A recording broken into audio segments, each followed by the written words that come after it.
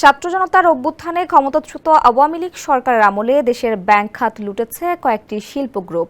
শেখ হাসিনা ও তার পরিবার এবং 10 শিল্পগোষ্ঠীর ব্যাংক ঋণে অনিয়ম, কর ফাঁকি, অর্থ পাচার সহ নানা অনিয়ম খুঁজে পেয়েছে সরকার গঠিত 11টি তদন্ত দল।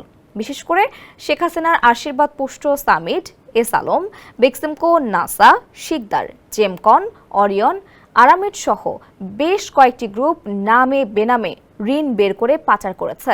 বিভিন্ন দেশে পাচারের প্রমাণও পেয়েছে বাংলাদেশ ফিনান্সিয়াল ইন্টেলিজেন্স ইউনিট সহ যৌথ তদন্ত সংস্থাগুলো। অর্থ লোপাট, ঘুষ গ্রহণ ও রাজস্ব ফাঁকির মাধ্যমে অর্জিত বিপুল অঙ্কের এসব অর্থ ফেরাতে তৎপর অন্তর্বর্তীকালীন সরকার। এক্ষেত্রে কয়েকটি দেশের সঙ্গে চুক্তির পথে হাঁটছে বাংলাদেশ। সেসব দেশ থেকে চলতি বছরের ডিসেম্বরের মধ্যেই শত কোটি টাকা ফেরত আসবে বলে আশা করা হচ্ছে।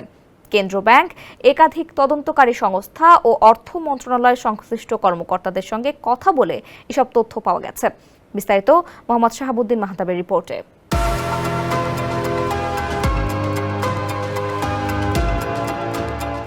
তথ্য বলছে, পাচারকৃত অর্থের সঙ্গে সামিট, এস আলম, শিকদার, আরামিড, নাসা ও বেক্সিমকো গ্রুপের জড়িত থাকার প্রমাণ পেয়েছে বিএফআইইউ, দুর্নীতি দমন কমিশন, জাতীয় রাজস্ব বোর্ড, পুলিশের অপরাধ তদন্ত বিভাগ, টাস্কফোর্স সহ তদন্ত সংশ্লিষ্ট 9টি সংস্থা।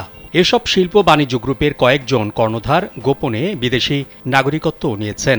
আর এসব গ্রুপ সবচেয়ে বেশি পাচার করেছে যুক্তরাষ্ট্র, যুক্তরাজ্য, Canada, Hong Kong, Slovakia, Malaysia, Switzerland, Singapore, Thailand ও সংযুক্ত আরব আমিরাতে।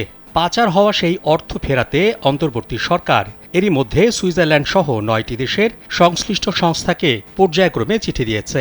তাদের মধ্যে কয়েকটি দেশ ইতিবাচক সাড়া দিয়েছে বলে জানিয়েছে কেন্দ্রীয় ব্যাংকের একটি সূত্র।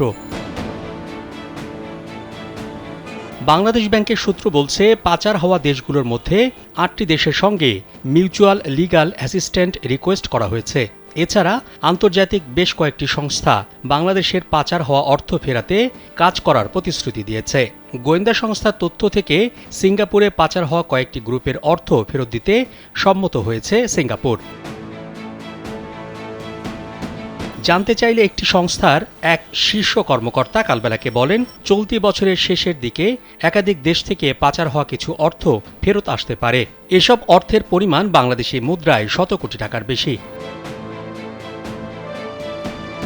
গবেষণা সংস্থা চেঞ্জ ইনিশিয়েটিভের রিসার্চ ফেলো ও অর্থনীতিবিদ এম হেলাল আহমেদ জনি এ প্রসঙ্গে কালবেলাকে বলেন, বিদেশ থেকে টাকা ফেরানো খুবই কঠিন, তবে অসম্ভব নয়। এই জন্য বাংলাদেশ ও যে দেশে টাকা পাচার হয়েছে এই দুই দেশের মধ্যে আন্তরিকতা থাকতে হবে, তাহলেই টাকা ফেরানো সম্ভব।